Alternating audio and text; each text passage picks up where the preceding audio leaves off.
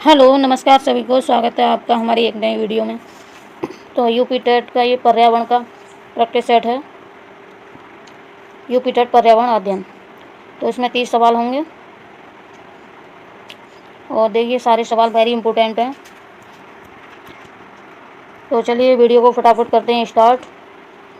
Question number ये 121 है। 121 से 150 तक 150 तक प्रश्न है, 30 प्रश्न होंगे। क्वेश्चन नंबर पहला है, संविधान के किस अनुच्छेद में यह उपबंधित है कि राज्य पर्यावरण का संरक्षण व संवर्धन तथा वन एवं वन जीवों की रक्षा का प्रयास करेगा? चलिए बताएं। तो इसका ऑप्शन दूसरा सही होगा, अनुच्छेद 48A, यही इसका ऑप्शन सही है। चलिए इस ऑप्शन के बारे में जान लेते हैं। संविधान के अनुच्छेद 48A में यह उपबंधित है कि राज्य पर्यावरण का संरक्षण एवं संवर्धन तथा वन एवं वन जीवों की रक्षा का प्रयास करेगा। यह संविधान के भाग 4 के अंतर्गत राज्य के नैतिक निर्देशक सिद्धांत में आता है। चलिए आगे चलते हैं। क्वेश्चन नंबर अगला है, कथक किस क्षेत्र का राष्ट्रीय नृत्य है? नृत्य का मतलब होता है नाच। कथक किस क्षेत्र के शास्त्रीय नृत्य है? चलिए बताएं। तो इसका ऑप्शन पहला सही होगा, उत्तर भारत का। किसका? उत्तर भारत का। केरल का प्रचलित शास्त्रीय नृत्य है कथकली। क्या है? कथकली। इसका केरल का। चलिए आंध्र प्रदेश का है कुचिपुड़ी। आंध्र प्रदेश का क्या है? कुचिपुड़ी।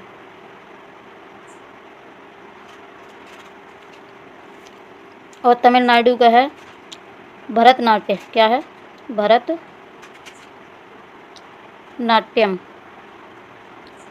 ये तमिलनाडु का है। चारों ऑप्शन के बारे में बता दिया है हमने। चलिए तो इस क्वेश्चन का आंसर होगा पहला सही। चलिए आगे चलते हैं। क्वेश्चन नंबर अगला है, निम्न में से कौन सही सुमेलित नहीं है? निम्न में से कौन सही सुमेलित नहीं है? तो इसका आंसर होगा चौथा सही। ये सही सुमेलित नहीं है, ये भी सही है, ये भी सही है और ये भी सही है। इस क्वेश्चन में नहीं पूछा है तो ये सही सुमेलित नहीं है। इसका ऑप्शन चौथा सही होगा। चलिए आगे चलते हैं। क्वेश्चन नंबर अगला है, हमारे देश में निम्नलिखित स्थानों में से कौन सा ठंडा रेगिस्तान है? चलिए ठंडा रेगिस्तान पूछा है तो इसका ऑप्शन सही होगा दूसरा, लद्दाख। कौन सा? लद्दाख। हमारे देश में स्थित लद्दाख एक ठंडा रेगिस्तान है। यह जम्मू कश्मीर राज्य में स्थित है। कहाँ? जम्मू कश्मीर।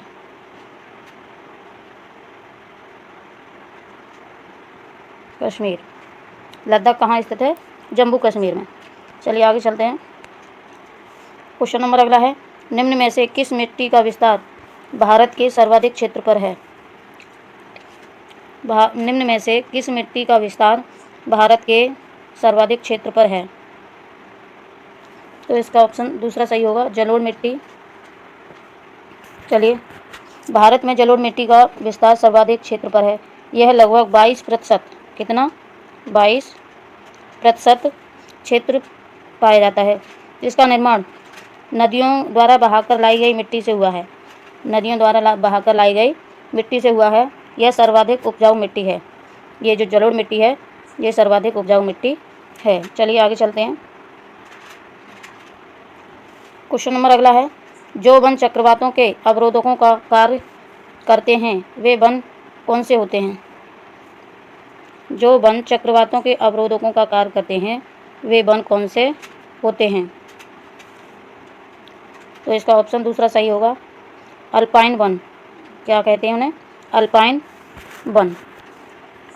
अल्पाइन वन चक्रवातों के अवरोध का कार्य करते हैं, जबकि मैंग्रोव वन ज्वारीय, कौन से वन? मैंग्रोव वन ज्वारीय तरंगों और उष्णकटिबंधीय झंझावातों के विरुद्ध अवरोध का कार्य करते हैं। चलिए आगे चलते हैं। क्वेश्चन नंबर अगला है, निम्नलिखित में से कौन सा जैव निम्नकरणीय है? निम्नलिखित में से कौन सा जैव निम्नकरणीय है? तो इसका ऑप्शन होगा चौथा सही, रबर। कौन सा? रबर। दी गई वस्तुओं पदार्थों में से रबर एक जैव निम्नकरणीय पदार्थ है, अर्थात इसका अपघटन हो जाता है, जबकि प्लास्टिक, पॉलीथीन तथा पारा जैव निम्नकरणीय पदार्थ नहीं है। तो इसका ऑप्शन चौथा सही होगा। चलिए आगे चलते हैं। क्वेश्चन नंबर अगला है, हरित गृह गैसों यानी ग्रीन हाउस गैस कहलाने वाली गैस कौन सी है? ग्रीन हाउस गैस कौन सी गैस कहलाती है? चलिए बताएं। तो इसका ऑप्शन चौथा सही होगा, CFC, CO2, CH4, CNO2। इसका ऑप्शन चौथा सही होगा। चलिए इसके बारे में जान लेते हैं। CFC यानी क्लोरोफ्लोरोकार्बन डाई, CO2 carbon dioxide, CH2 methane होती है तथा NO2 नाइट्रोजन ऑक्साइड होती है। आदि गैसीय हरित गृह गैस कहलाती हैं। इन गैसों में पृथ्वी का तापमान बढ़ता है। चलिए फिर से समझा देते हैं। CFC क्लोरोफ्लोरोकार्बन डाइऑक्साइड होती है, CO2 कार्बन डाइऑक्साइड होती है और CH4 नाइट्रोजन ऑक्साइड होती है। नहीं, मेथेन। CH4 क्या होती है? मेथेन। और NO2 क्या होती है? Carbon dioxide. Nitrogen oxide. तो इसका ऑप्शन चौथा सही होगा। चलिए आगे चलते हैं।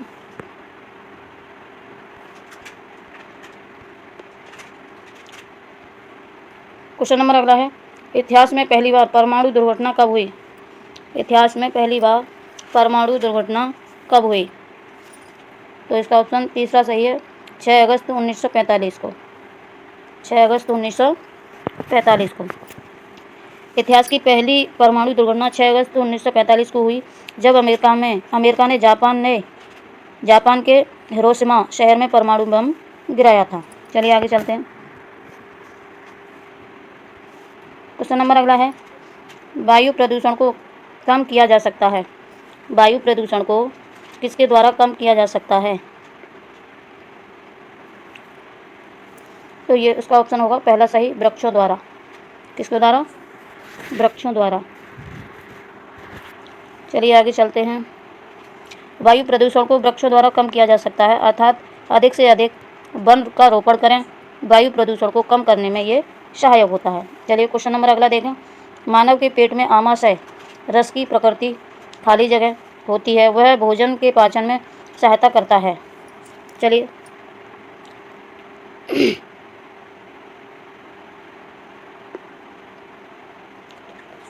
तो इसका होगा ऑप्शन तीसरा सही, अम्लीय। क्या? अम्लीय। मानव के पेट में आमाशय रस की प्रकृति अम्लीय होती है। इस खाली जगह में क्या आएगा? अम्लीय होती है और वह भोजन के पचाने में सहायता करता है। इसे जठर रस भी कहते हैं। क्या कहते हैं? अम्लीय को क्या कहते हैं? जठर रस कहते हैं। इसका pH मान 1.0 से 3.5 के मध्य होता है। यह उच्च अम्लीय होता है। यह क्या होता है? उच्च अम्लीय होता है। चलिए आगे चलते हैं। क्वेश्चन नंबर अगला है, मलेरिया किस रोग से होता है? मलेरिया किस रोग से होता है? तो इसका ऑप्शन पहला सही होगा। मलेरिया रोग प्लाज्मोडियम फाल्सीपेरेस के कारण होता है। इस रोग का वाहक मच्छर होता है। क्या होता है? मच्छर। इस रोग में RBC नष्ट हो जाते हैं तथा रक्त में कमी आ जाती है। रोगी को ठंड के साथ बुखार आ जाता है। चलिए क्वेश्चन नंबर अगला देखें। निम्न में से कौन सा गुण धातुओं में नहीं पाया जाता? निम्न में से कौन सा गुण धातुओं में नहीं पाया जाता? चलिए बताएं। तो इसका ऑप्शन होगा तीसरा सही, नहीं पूछा है। यह भी पाया जाता है, यह भी पाया जाता है और यह भी पाया जाता है। नहीं, एक मिनट, ऑप्शन इसका चौथा सही होगा, भंगुरता। यह भी पाया जाता है, यह भी पाया जाता है और यह भी पाया जाता है, लेकिन इसमें नहीं पूछा है तो ये भंगुरता नहीं पाया जाता। चलिए आगे चलते हैं।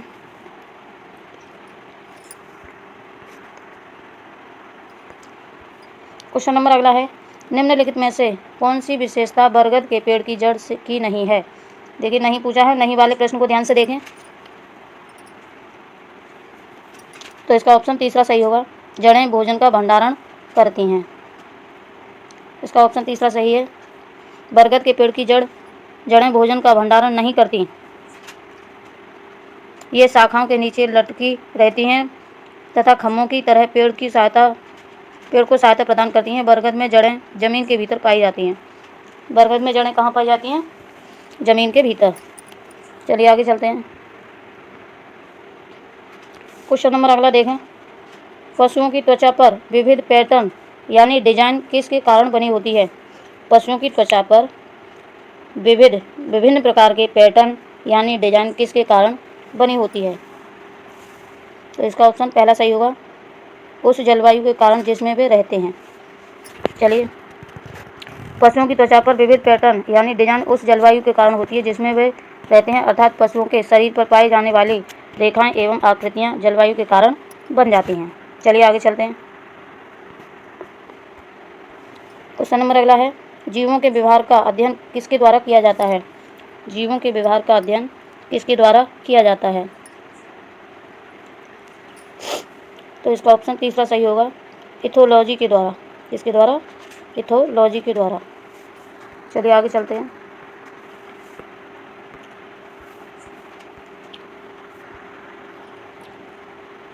क्वेश्चन नंबर अगला है, निम्नलिखित में से किस वर्ग में प्रोटीन की प्रचुरता पाई जाती है।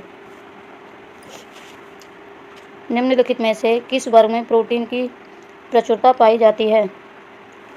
तो इसका ऑप्शन तीसरा सही होगा, सोयाबीन, चना, मक्का, इसमें से प्रोटीन सबसे ज़्यादा पाई जाती है। दिए गए वर्गों में सोयाबीन, चना, मक्का वाले वर्ग में सर्वाधिक प्रोटीन पाया जाता है। सोयाबीन में प्रोटीन की मात्रा 41%, कितने? 41% पाई जाती है। चलिए आगे चलते हैं। क्वेश्चन नंबर अगला है, निम्न में से कौन सा जैव अपघटक पदार्थ है। निम्नलिखित में से कौन सा जैव अपघटक पदार्थ है। तो इसका ऑप्शन होगा चौथा सही, इनमें से कोई नहीं। ये भी नहीं है, ये भी नहीं है और ये भी नहीं है। तो इसका ऑप्शन चौथा सही होगा। चलिए आगे चलते हैं। क्वेश्चन नंबर अगला है, निम्न में से कौन सही सुमेलित है। निम्नलिखित में से कौन सही सुमेलित है। तो इसका ऑप्शन होगा तीसरा सही, सांडी वन्य जीव अभयारण्य, ये हरदोई में है, यही सही है। ऑप्शन इसका तीसरा सही है। ये गलत, ये भी गलत और ये भी गलत। चलिए आगे चलते हैं। क्वेश्चन नंबर अगला देखें, एक पोषण स्तर के दूसरे पोषण स्तर पर ऊर्जा का कितना भाग स्थानांतरण होता है। चलिए, तो इसका ऑप्शन चौथा सही होगा, 10% ऊर्जा का स्थानांतरण एक पोषण से दूसरे पोषण के लिए होता है। चलिए क्वेश्चन नंबर अगला देखें, विश्व ओजोन दिवस कब मनाया जाता है। विश्व ओजोन दिवस कब मनाया जाता है। तो इसका ऑप्शन होगा दूसरा सही, 16 सितंबर को। कब मनाया जाता है? 16 सितंबर को। विश्व ओजोन दिवस 16 सितंबर को मनाया जाता है। 21 मार्च को विश्व वानिकी दिवस मनाया जाता है। 21 मार्च को क्या मनाया जाता है? विश्व वानिकी दिवस। 5 जून को विश्व पर्यावरण दिवस मनाया जाता है। 5 जून को विश्व पर्यावरण दिवस मनाया जाता है। और 22 अप्रैल को पृथ्वी दिवस मनाया जाता है। 22 अप्रैल को क्या मनाया जाता है? पृथ्वी दिवस। चलिए, इसका ऑप्शन दूसरा सही होगा। चलिए आगे चलते हैं। क्वेश्चन नंबर अगला है, घटती हुई उत्पादनशीलता के क्रम में पारिस्थितिक तंत्र में निम्नलिखित में से कौन सा क्रम सही है। तो इसका ऑप्शन दूसरा सही होगा, सागर, मैंग्रोव, झील, घास मैदान। चलिए आगे चलते हैं। क्वेश्चन नंबर अगला है, वन्य जीव सप्ताह कब मनाया जाता है। वन्य जीव सप्ताह कब मनाया जाता है। तो इसका ऑप्शन पहला सही होगा, 1 अक्टूबर से 7 अक्टूबर तक।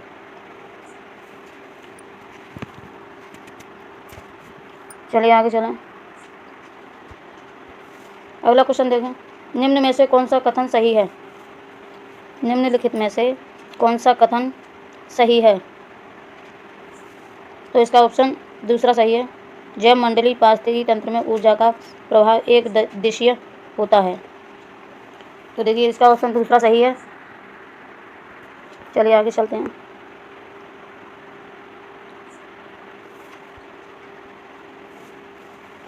क्वेश्चन नंबर अगला है, वर्ल्ड वाइड फाउंड का प्रतीक लाल पंडा किस प्रजाति का है? तो ये भालू प्रजाति का है। इसका दूसरा ऑप्शन सही है। चलिए आगे चलते हैं। क्वेश्चन नंबर अगला है, छोटी कक्षाओं में पर्यावरण अध्ययन विषय में रुचि उत्पन्न करने के लिए पढ़ाने का तरीका क्या होना चाहिए? तो इसका ऑप्शन दूसरा सही है, मनोरंजक एवं खेल संबंधी। पढ़ाने का तरीका कैसा होना चाहिए? मनोरंजन एवं खेल संबंधी। इससे बच्चे का मन भी लगता है, रुचि भी बढ़ती है पढ़ने में। चलिए आगे चलते हैं।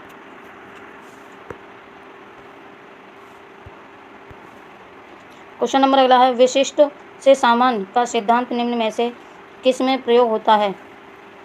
विशिष्ट से सामान्य अध्ययन का सिद्धांत निम्न में से किस में प्रयोग होता है? चलिए 4 ऑप्शन दिए हुए हैं, ऑप्शन बताएं, आंसर बताएं इसका। तो इसका ऑप्शन चौथा सही है, आगमन विधि। चलिए आगे चलते हैं। क्वेश्चन नंबर अगला है, प्राथमिक स्तर पर पर्यावरण अध्ययन के आकलन में निम्नलिखित में से कौन सा एक संकेत उपयुक्त नहीं है? चलिए बताएं। नहीं पूछा है, तो इसका ऑप्शन पहला सही है, स्मरण रखना।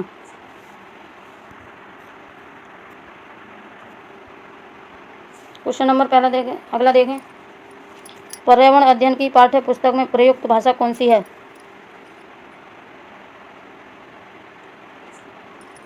तो इसका ऑप्शन तीसरा सही होगा, बच्चे की दिन प्रतिदिन की भाषा में समृद्ध होना चाहिए। चलिए आगे चलते हैं।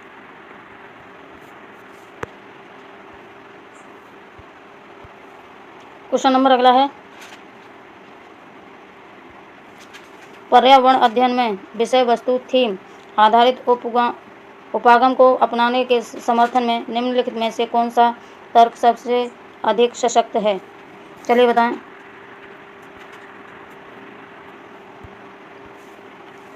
चार ऑप्शन दिए हुए हैं, इसका आंसर बताएं। तो इसका आंसर पहला सही होगा, यह पाठ्य योजनाओं को एक ढांचा प्रदान करने और प्रशिक्षण को अधिक प्रभावी बनाने में मदद करता है। इसका ऑप्शन पहला सही है। चलिए तो ये आज के लिए इतना ही। इसमें 30 सवाल थे और 30 सवाल आपके पूरे हो गए। और ऐसी ही वीडियो पाने के लिए चैनल को सब्सक्राइब कर लें और इस चैनल को ज़्यादा से ज़्यादा सपोर्ट करें। चलिए तो इसके लिए धन्यवाद। जय हिंद, जय भारत।